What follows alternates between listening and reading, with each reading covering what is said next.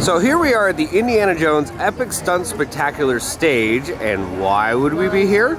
Because we have a panel of Star Wars specialty guests, and there's a couple different showings, 8:10, 9:10, 10:10, and 11:10.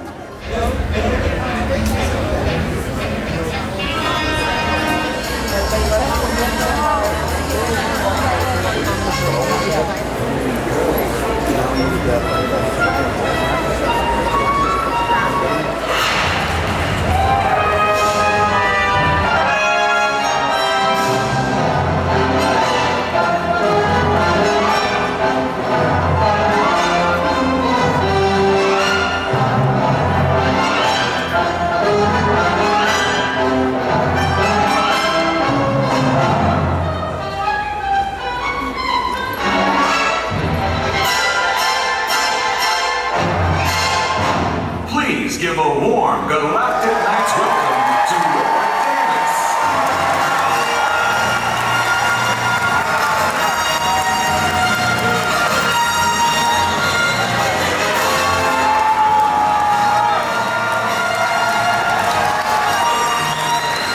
Thank you very much indeed. Ah yes, the force is strong in here tonight. Or it could be my aftershave. But either way, what a great atmosphere. Yes, indeed, I'm Warwick Davis, and are there any Star Wars fans in here tonight? Okay.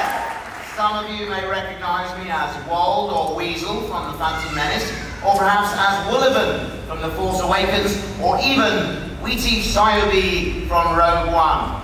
Where is he? Oh yes, a face only a mother could love there. Or perhaps I'm best known to all of you as Wicket the Ewok from Return of the Jedi. You know, it's such a thrill for me to be part of the Star Wars universe. I feel so honoured to have been in all of the movies. It's absolutely fantastic. And tonight, we're going to hear some very exciting news about the future of Star Wars. Are you ready to go inside the Galaxy's Edge? I personally can't wait to find out more about what the brand new world of Batuu has to offer. I'm really excited about this. You know, my first experience with Star Wars was when I was just 7 years old, when I saw A New Hope. And I remember going home and getting my collection of action figures out and recreating moments from the films through the eyes of these figures. That's how I immersed myself in Star Wars back then. And then, at the age of 11, I was cast in Return of the Jedi. And then I was able to play and explore the set and imagine the possibilities of a real live Star Wars experience. But then, the director said cut, and it was over. It wasn't real. But now, the future is, when we go to Batuu, no one's going to say cut. It's a fully immersive world that you can explore somewhere on the Galaxy's Edge, and I personally can't wait to get there myself. Now I think, are you ready to learn more about this new world? Yeah? Okay. Now I'm going to welcome onto the stage. Someone's going to help us guide us through the next 30 minutes. We're going to meet the architects of this new world, courtesy of your host, Mr. David Collins.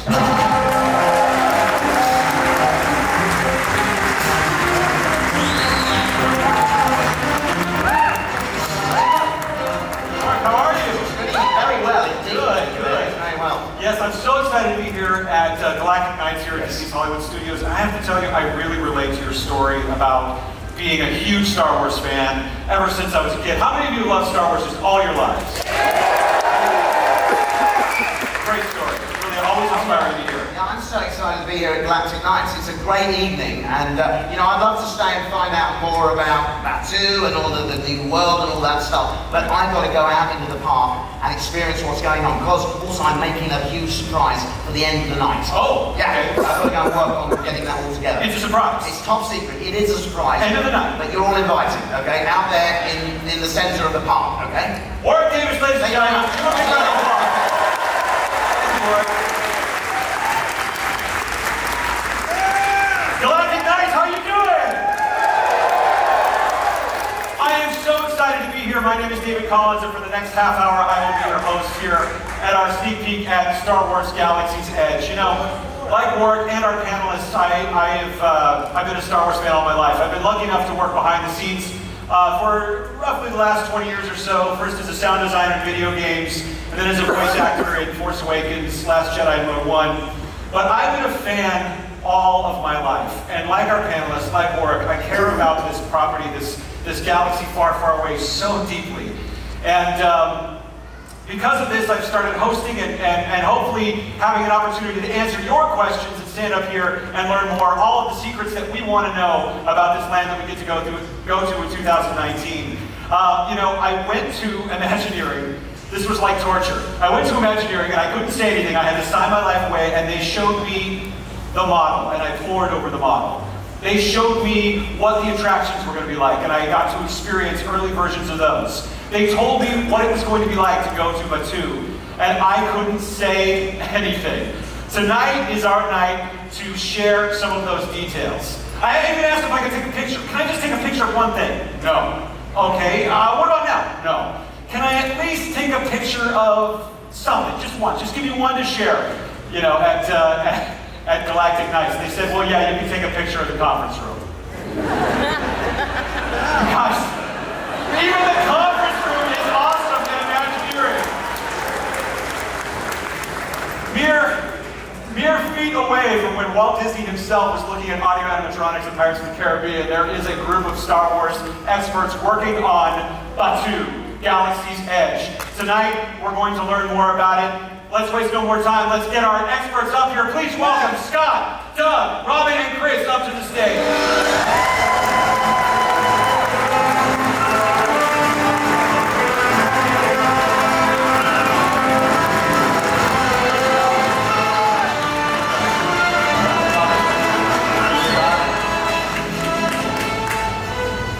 Ladies and gentlemen, our panelists from Imagineering in Lucasville.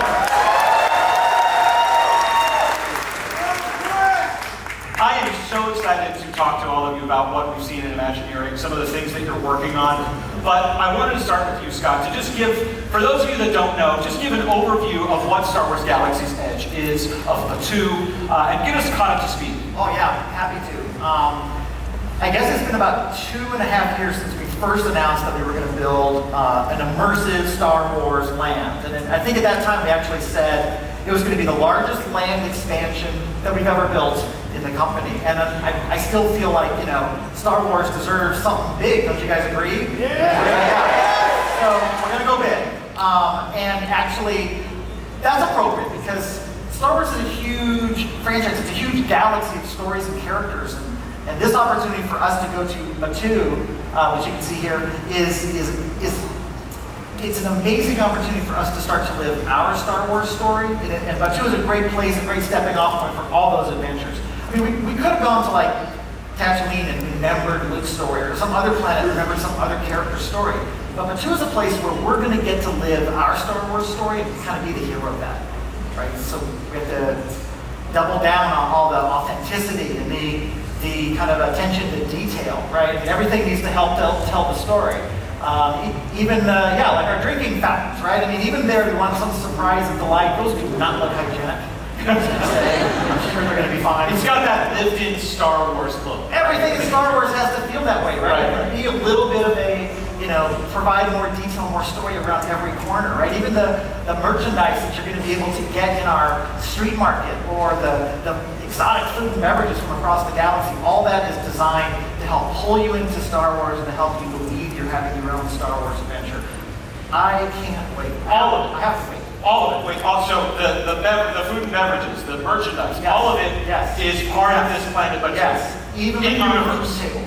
Even the conference room yes, table. all of it is there to help you know, for you to immerse yourself in this world that you've been wanting to be a part of, that I've been wanting to be a part of for, you know, almost 40 years. Well, you know what's interesting is that, and I'm sure you all feel the same way. I used to get asked by my friends when let's say I was in college and I'm supposed to be doing my homework, and I would finish it early so I could read the latest Thrawn novel, or I could play X-Wing on my roommate's PC or something like that. And they usually say to me, when are you ever going to get tired of Star Wars? And I said, you know, even if I stepped onto the Death Star itself, or even if I got a chance to fly the Falcon, I still wouldn't be tired of Star Wars. Well, you know what? I think we might be able to put that to the test, because not only are you going to be able to explore this exotic planet, but we're also going to give you the opportunity and invitation to step into some pretty amazing epic experiences.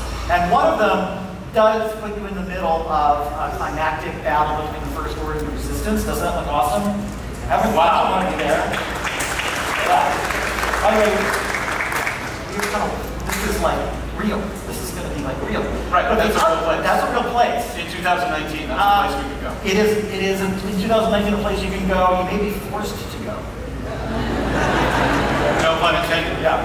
And the other big attraction experience, David, I think you're going to be happy with this, is going to be an invitation for you to get behind the controls of the Millennium Falcon, not just step onto it, but get it behind the controls and take it on your own customized intergalactic joyride. So not just be in the Millennium Falcon, but to actually fly the Millennium Falcon and have choices. Absolutely have choices. You're in control, so where you go is totally up to you. Just please be gentle. And I have to wait until 2019 to do this. I'm so excited and giving. Well, so I mentioned to you all that I went to Imagineering. Robin, you're the executive producer. I want to just ask you, how far along are we? How is it going? You know, where are we this week in the process of bringing Batsu to life? It's fine. We're building the parks on both coasts, right? So you can see it over the construction fence. If you guys were out here, you can probably see things peeking up. So how many of you have peeked at the behind that fence? Any peeking? Every time you're here. You're probably the type that shake your presents on holidays too, right? So no baiting. So yes, we're building here and we're building in Anaheim. I think we have some footage, some drone footage that was taken just a couple of days ago. And so you can see, if you had a better view over the fence, what you would see. The steel is going up now. This is really exciting. When you see on a site, when you see the evergreen tree on the top of that spike there, that's the tallest part. It's a construction tradition I learned today that comes from Scandinavia. That's the tallest peak on the site. So it's going fast. Chris and I were on the site in Anaheim last week. Yeah. And we walked out in the morning. Yeah, we walked out in the morning. There was had just cleared the site for one of our dining experiences, and Robin and I went in and had a meeting. Came out like 2 hours later, and the building was up. I don't know how they assembled steel so fast, but it was incredible. But Anaheim is progressing rapidly as well. I mean, we just started love our carving on our rockworks. We're actually getting to see those spires come to life, and it's exciting. It breathes fresh air into the team because years and years of hard work, and you're seeing everything on two-dimensional drawings, and finally you get to walk out on site and actually see it come to life. It gives us goosebumps every day. It's like Christmas every day for us. It's great. And that was Hollywood Studios that we just saw. That's just right outside, just a week ago. That's brand new footage. That's incredible. And it reminds me of when I first heard that you were doing a giant expansion at the Disney parks for Star Wars. In my mind, I was like, oh, that's great. I'll go to Tatooine and I'll see a pod race, and I'll go to Hoth and get an ice cream cone, and maybe my kid will get to play on the jungle gym of Endor or something like that. My version was like almost like a Star Wars mall or something. You know what? You decided to actually build a place that exists in a galaxy far, far away, a real place and part of that universe. Can you talk about that decision, that process? Either Robin or Doug. Doug Chang from Lucasfilm, ladies and gentlemen. Doug Chang from Lucasfilm, ladies and gentlemen. Can you talk about just the concept of taking us to a real place? Yeah, and that's one of the great things about Star Wars, is that we always try to ground our locations based on the characters. And for example, Tatooine is a perfect example of Luke's homestead. Luke, in the story, in A New Hope, he's kind of a simple person. He's a simple farmer. He's a moisture farmer, and he longs for adventure. And so he really wants to escape the mundane life that he has. So the bleak desert of Tatooine really kind of mirrors that, because it reflects the emptiness in his life, that he actually wants to escape this. Vader's castle, on the other hand, is something else that we developed early on. And it's interesting because in Vader's castle, we actually want to go the other way. We want to make a statement. We want to put a sort of a bold statement that this is Vader's place. And if you look at his castle, it's literally like a stake in the ground. And everything about Mustafar sort of reinforces who Vader is. And I think this was really important for us because we wanted to imbue the environment with Vader's character. So, for instance, in the sky, it's dark brooding clouds. We We have fumes from the lava field. Everything kind of makes you feel really unsettled. You get a sense that there's impending doom. Anything, you could get killed at any moment at this environment. Just like Vader. And, and like Vader, who channels the dark energy of the Force, we actually designed his castle to mirror that. It's actually like a tuning fork. It's tuning the dark energy and amplifying it for Vader. One of the fun things about it, in one of these slides, you'll notice that the lava field dam that we made actually has a really interesting form language that conveys menace. I mean, it really looks like teeth. And the idea there is, again, is to make you unsettled. We took that same form language and actually applied it to the interior. We took a lot of Vader's sort of costume motif. And if you go inside, you'll notice that his chamber, the doorway to his chamber, mirrors the mouth of his helmet. And the idea there is that when you go into his chamber, you're literally being visually consumed by Vader. And it's one of those things where, we strive to do that for all the Star Wars designs because it then anchors and creates memorable places that then reinforces the story. Yeah, but Sue's no different, right? I mean, the reason that we have spent so much time sweating the details on the planet's design is much like those locations reflect the inner turmoil of those characters, the opportunities of those characters. This place wants to represent a great stepping off point for our story. So it is rich with discovery and hidden alleyways to explore and surprise and new adventures around every corner. Because that's the Star Wars we want. We'll work on your mini mall version later. No, that's fine. I don't need it. I'm going to make sure. Fabulous. Yeah, great. Yeah. Thank you. Right now, we want to actually make sure that we're providing an opportunity for all of you to be in the story. You guys want that, right? Yeah. We're the characters. We're the characters in Batu. And you're designing it with us in mind. We're doing it for, look, we're fans, but we're doing this for you guys, the fans, right? We are building this place for you. So, I hope that that's going to work. I hope you guys like that. Well, based on just we're pretty committed at this point, so I hope you guys like that. That's for sure. Well, I just listening to you both talk is really exciting. It's always fun to listen to kind of, Doug, I can listen to you talk forever, but talking about production design, talking about story, Lucasfilm, and all of the creativity that's going on in Imagineering.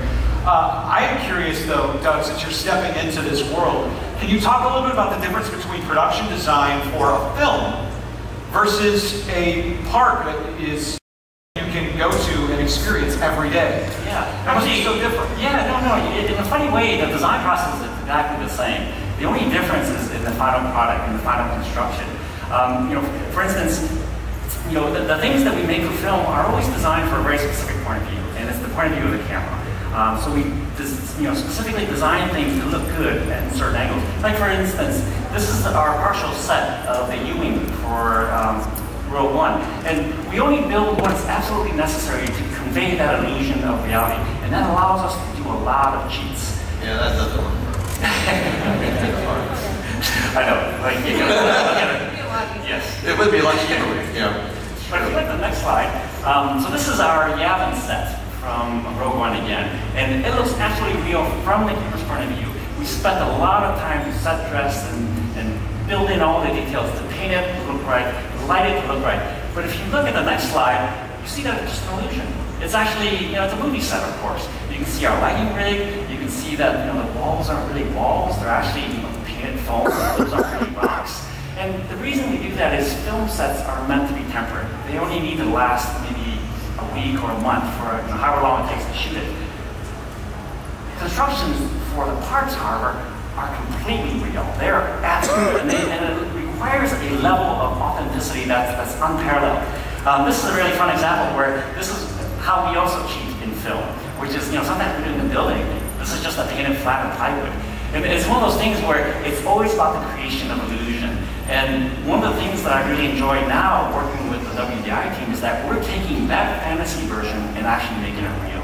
And that's the joy that we have is, a lot of our stuff, like for instance, we're building a whole fleet of X-Wings. And it's absolutely fantastic. Time out. Can you just say what you just said one more time? You were building a what? We're building a fleet of X-Wings for real. You're building a fleet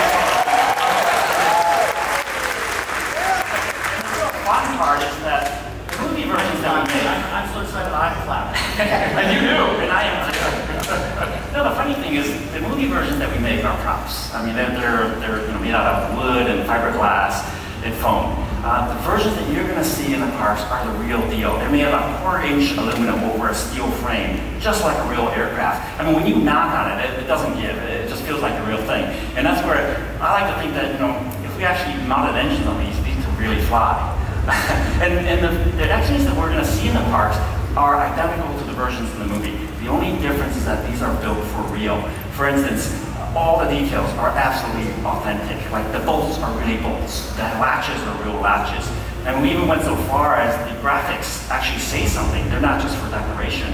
So it's that level of authenticity that is really kind of creating an immersive, sort of a complete immersive experience. Wait. So if I go up to that X-Wing and there's like a warning, be careful as you step on board. There's going to be an Arabesh warning before you get up. Really? Exactly. Tell you exactly what to do and what not to do. I know. It's going to be Yes. Be gentle, please, for God's sake. Be gentle with the ship. I will, I promise. No joyrides. Okay. There'll also be a friendly operations cast saying, please don't step on the axle. Oh, You're the reason why we have to put rails around it. Yes. I am the reason.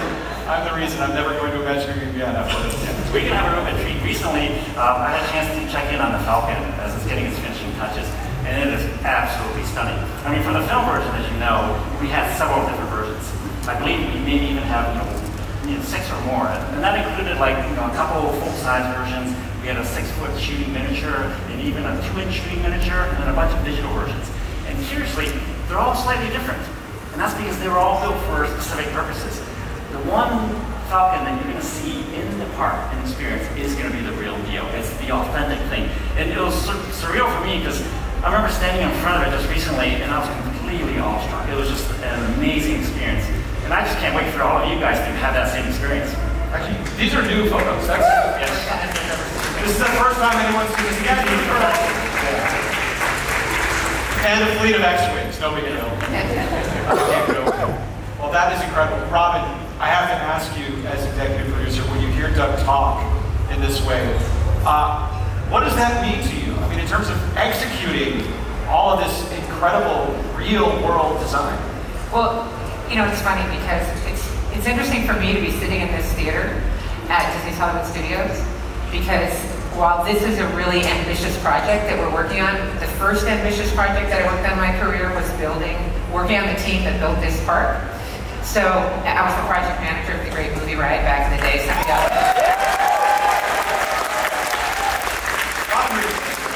was 2 or 3 years ago, which goes to show you that we build things in theme parks to last a little longer than we did in movies. Even though this park was all about the magic of movies, we built this to last. And what we're building for Delos, or what we're building for, she gets one. What we're building for Batuu is absolutely, and when we think about how we're going to bring all of you into this experience, when you go to the movies, we all went to has anybody seen episode 8? Did you cry and cry? So we all went and we get so excited, we think, how can we possibly top that? How can we possibly do anything better than what we just experienced in the theater together and collectively? And that's by taking you into it and letting you be in it. So the Falcon, we were just talking about the Falcon. Well, the Falcon's going to be here, and you can go on to the Falcon. You will go on to the Falcon, you will go into the test room, you will go down those hallways, and you will go into the cockpit and fly the Falcon on a mission that you can control. That picture of that hallway and this cockpit, this is not a set. That's not from the movie. That's the actual Falcon. That's where you're going in 2019. Come on. Amazing. Amazing. And so we're not just on Batuu. We're going to have missions beyond Batuu. Well, and I think we're going to have a little, spoiler alert for the people that are here. We are going on missions. And we're going to fly around Batuu. We're going to see some things. But we're going to take you to places beyond Batuu. And I think we have an image. We've been working here with Doug Chang and the team to develop a place that y'all haven't seen. fun sequence where it's something fresh and it's something new, but it's going to feel completely Star Wars. So we have to expand the universe, and I think you're going to really enjoy it. This is a never been before seen. You guys are The first time. That's awesome. Yeah, and this is just one of the missions that you might find yourself faced with, right? If you choose to take on this adventure, and who knows how it's gonna end up. It doesn't look like it's gonna end up well, does it? That's up to you guys. How this ends up is totally up to you guys. It's the Falcon, so you better bring it back in one piece. Yeah.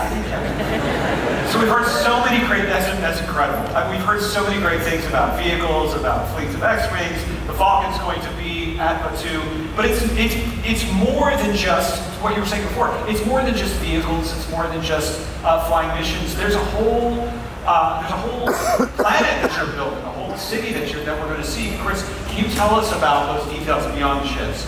Yeah, and this, designing a planet is a lot like designing a character. And Scott talked a little bit about just how, a planet and is a reflection, and Doug talked about this too, a planet really is a reflection of the character. And so when we sit down, we start really looking at where we want to take our guests. What planet do we want to take you to? That's not Hoth or Endor, right, in this other place. It still had to be a place that was familiar, that still felt like Star Wars, right?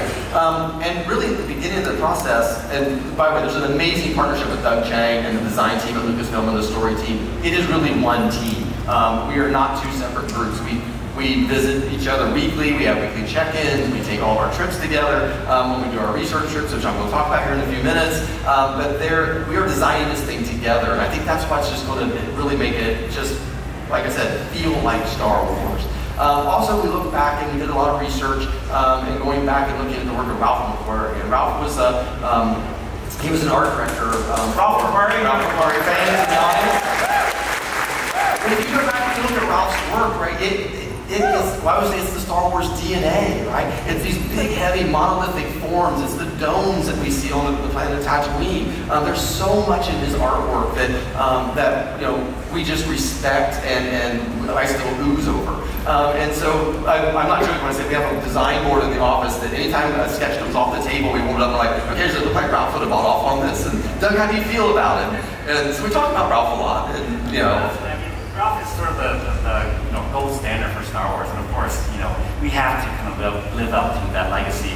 I try really hard, but you know what? There's only one Ralph. We try to fill in for it as much as we can, and I think we succeeded. Yeah, we are excited because I think that, now that we get to actually walk down the hallways and the pathways and experience these spaces in reality, now that it's up out of the ground, you can see, I think that, like I said, that Ralph McQuarrie DNA coming to life.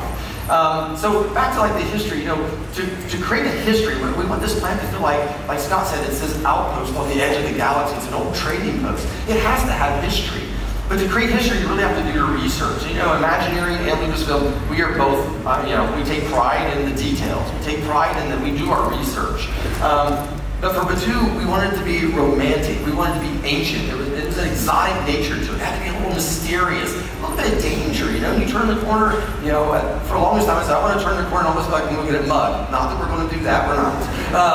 It'll be safe, I promise.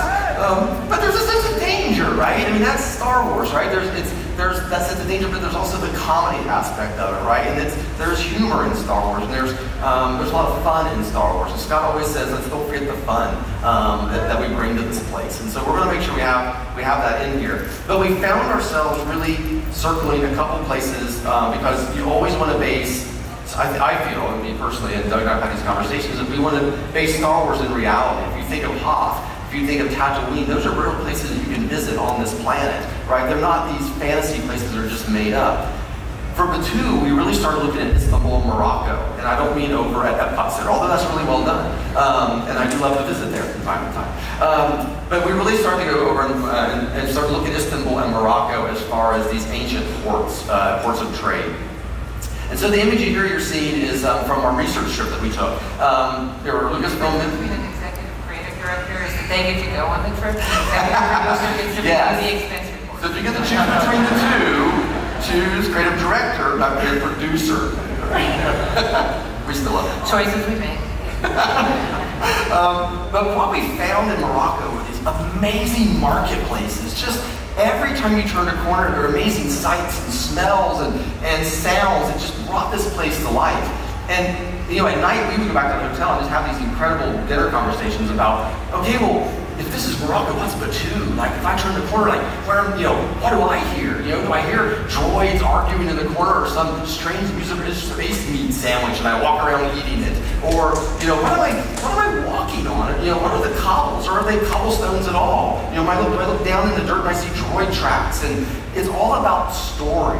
And when you build a story, it gives the place life. And it gives life to the Imagineers, because the Imagineers then can come in, and no matter what discipline you work in Imagineering, it gives you the framework to go off and do your design and contribute to that story. And that's really how we craft a project in Imagineering. And from what I've learned working with Doug and the team, Lucasfilm, they work a lot of the same way, early in the process. I want to go! 2019! That was amazing! So a couple more things, we'll just share a couple more images with you, but in Morocco, we really did find ourselves winding through these really small streets, and I love the sense of reveal on a project, and we're going to have it. I can't wait for you as guests to go down this, take these like little I call them dog leg turns, right? Little turns in the area development as you wander through the streets, and these reveals that we have set up for you guys. It's exciting for me as a designer because the payoff is really watching you wander through the streets of this amazing place. But when we got back to WDI, some of the things we found in the markets were these amazing artisans. And so we had a lot of conversation about how do we bring these artisans, or this sense of artistry to our planet. Oh, but this is one of my favorite. Oh, can you go back one? Yeah, or this is my favorite. This is my favorite photo to share with you tonight. This is why. If you turned around, when we took this photo, it was like $5, all taking a picture of the same wall. And if you turned around, there's this amazing palace right behind us that we didn't take one picture of. And the guy, it drove him crazy, right? Because he's like, no, sir, over here. But the palace is right behind us. And I'm like, no, I need to take a picture of this doorknob, right? And I'm like, right? And he's like, but over here, these beautiful gardens. I'm like, no, but you don't understand. I want to take a picture of this dirty wall with these electrical boxes. And the beauty in this is what Imagineers find the beauty in. In this paint, there's so many things that tell us and give us ideas. It's the texture of the plaster and the aging. It's how they patch the box into the wall. My favorite detail is how the electrical, the conduit doesn't come out of the box. It comes 18 inches off to the left, and it just comes out of the plaster for no odd reason, right? We actually tried to avoid that. I love this, right? And we bring thousands of photos like this back to WDI, and we give these to the Imagineers because everyone finds a beauty in it. And so you will see this, I guarantee this, when you wander the streets of Batu. You will find these images. So really quick, you can now see really the influence of Morocco and Istanbul. This design is really what it will look like when you walk into the entrance to our market or our souk. But it was really based off the Grand Bazaar in Istanbul and walking into this grand space. But in the next painting, we compress that space. We bring it down. We make it a little bit more human in its relationship to you. And here you'll find all these little stalls that all have backstories. We may never share those backstories with you, but we know those backstories as Imagineers. It helps the design team craft each one of their individual stories. And I think the one little story we want to share with you tonight, which we haven't really shared today, is really our Toydarian story. So we have a toy maker in this market. It happens to be a female Toydarian. And you have a Toydarian toy maker. Yes. It's in the name. It was like a right there. Lucasfilm lobbed it with the softball, right? Anyway, it's Toydarian. They make toys. But we have a Toydarian. This is the rendering of what that shop will look like.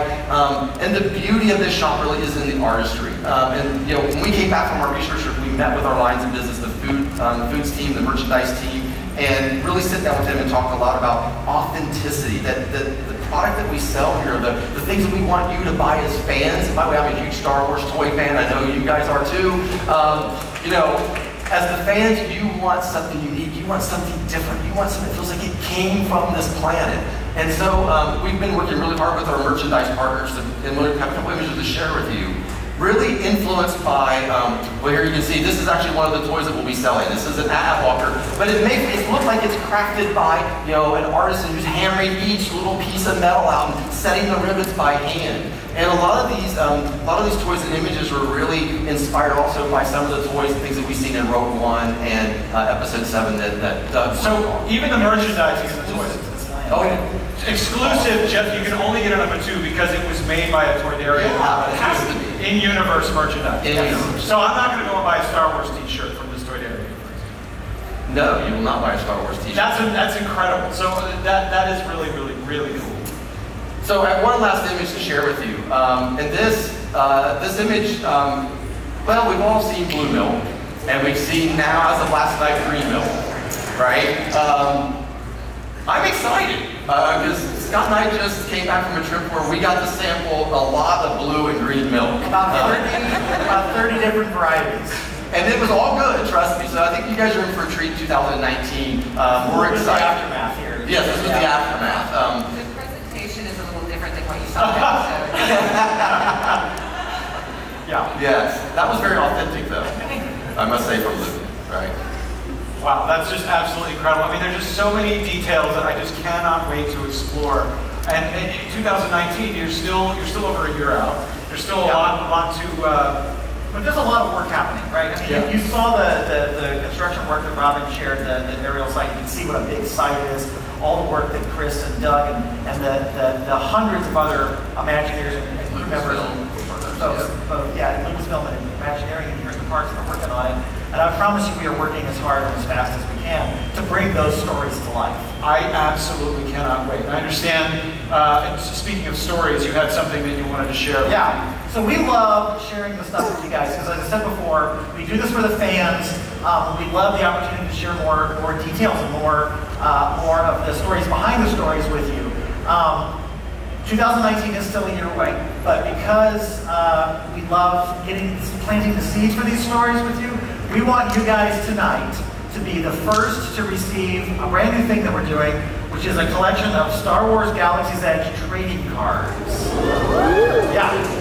So for the first time tonight, when you guys on your way out of the park, not out of the theater tonight, but on your way out of the park, you will be the first to get the first starter set of Star Wars Galaxy's Edge trading cards, which help set the stories, plant the seeds, introduce you to some characters that you're going to meet along the way. I can't wait to share more with you along. That's awesome.